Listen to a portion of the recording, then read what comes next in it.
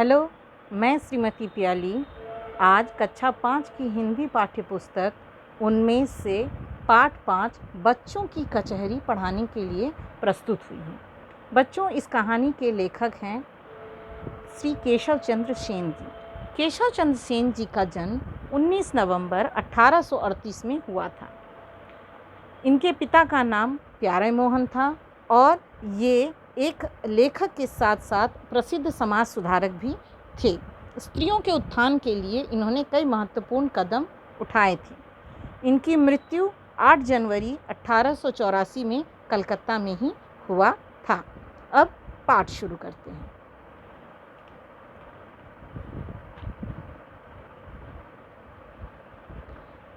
ये एक नाटक है जिसके चरित्र हैं गोपी, टिल्लो, रामू, प्रभु, चंपी, माली, जूरी के सदस्य और राजू।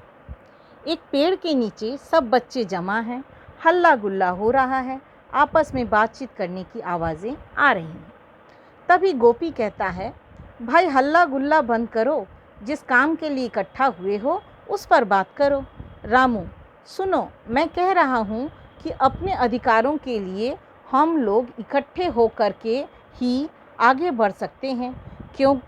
अगर आप सब लोगों की राय हो तभी हम लोग माली पर मुकदमा चलाएं, क्योंकि हम सबको सबसे ज़्यादा परेशान माली ही करता है। कई बच्चे एक साथ कहते हैं, हाँ हाँ, माली को जेल में बंद करवा दो दादा, जेल कर दो, एक बेत लगाओ दादा।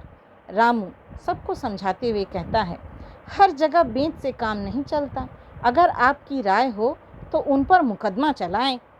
कई लोग एक साथ एक स्वर में कहते हैं, हाँ हाँ, राय है, मुकदमा चलाएं। गोपी, अच्छा तो जज किसे बनाएं? चंपी, राजू दादा को जज बनाओ, एक थप्पड़ में सही कर देंगे। गोपी, चुप रह चंपी, जज कहीं थप्पड़ थोड़ी मारता है, वह तो फांसी देता है, फांसी। चंपी, तो क्या करना है?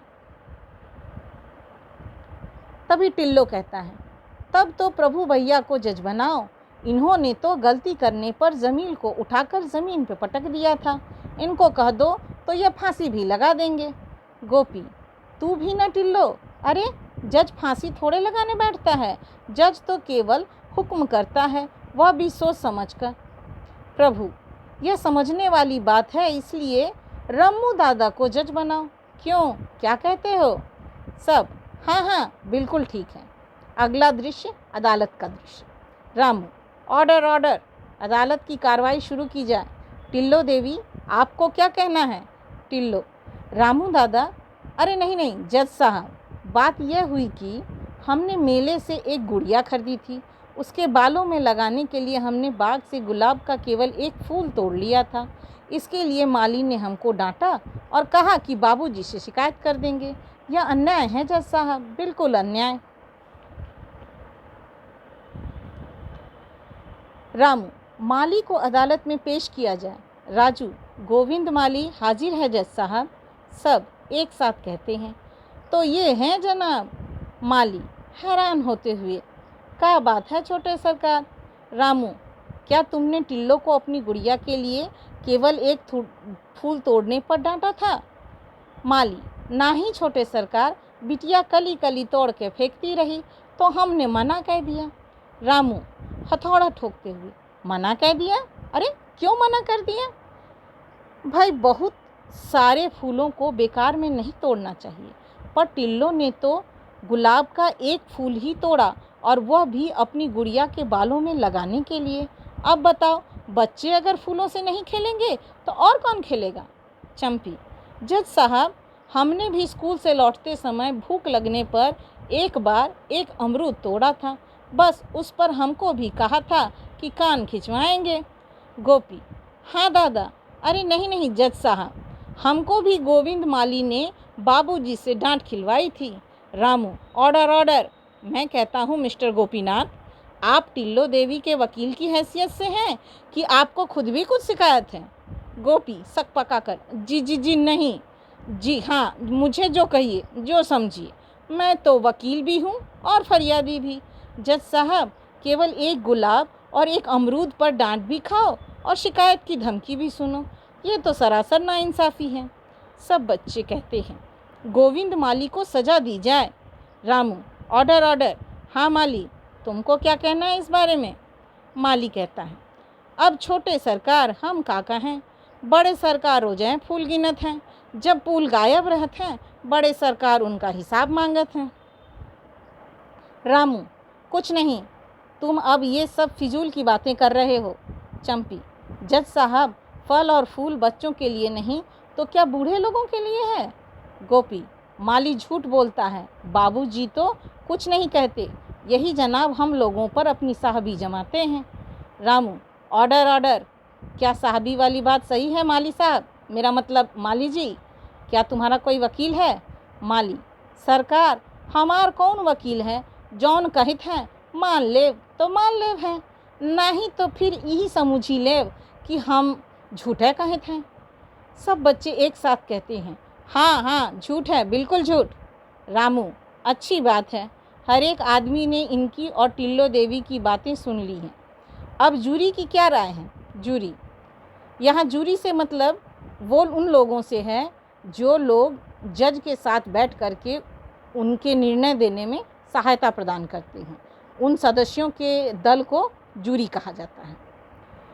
इनको बाग निकाला दिया जाए जिसके तहत ये आजीवन मतलब सारा जीवन बगीचे में न जा पाए। सब बच्चे ताली बजाते हुए कहते हैं, हाँ हाँ बहुत ठीक बहुत ठीक।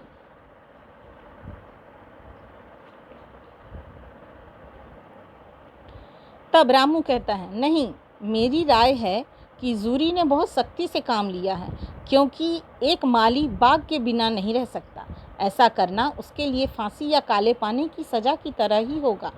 जूरी कहते हैं, हाँ ये बात तो है जज साहब, खुद अपनी राय दें। माली, छोटे सरकार, अब आप लोग जौन जौन कहीं हैं तौन तौन हम करब, चाही तो ई दफ़े माफ़ कह दे। जूरी के सब लोग कहते हैं, नहीं नहीं, हरगिज़ माफ़ नहीं किया जाए। आप सब लोग क्या कहते हैं? सब बच्चे एक साथ चिल्लाकर कहते हैं, हरगिज़ माफ़ नहीं किया जाए। रामू, शांत शांत, बड़े सोच समझकर मैं माली को यह सज़ा सुनाना चाहता हूँ कि वे हम लोगों को इस हफ्ते 50 अमरूद लाकर देंगे, जिन्हें हम लोग आपस में बांटकर खाएंगे। सब बच्चे वाह वाह, सभी ताली बजाते हैं। रामू, और मैं दूसरी यह बात कहना चाहता हूँ कि आइंदा जब भी कभी वे बाग में रहें, यानी कि माली की बात हो रही है, वे बाग में रहें तब तक हम लोग वहाँ न जाएं। अगर जाएं तो उनसे आँख बचाकर जाएं। अगर वे कभी हमें देख लें तो इसे अनदेखा करें। और हाँ, आप सबसे ज़रूरी एक बात और कि फूल फलों को हम केवल उतना ही तोड़ें जितनी हमें ज़रूरत हो। यदि हम ऐसा नहीं करते हैं तो इसे हमारी गलती माना जाए। सब लोग वाह वाह, वेरी गुड, सभी ताली बजाते हुए खुश होते हैं।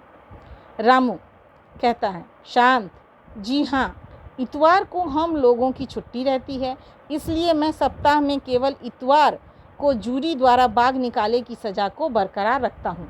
मतलब रामू निर्णय लेता है कि जूरी ने जो माली को बाग निकालने की आजीवन सज़ा दी थी उसे केवल इतवार तक ही रामू ने सीमित रखा।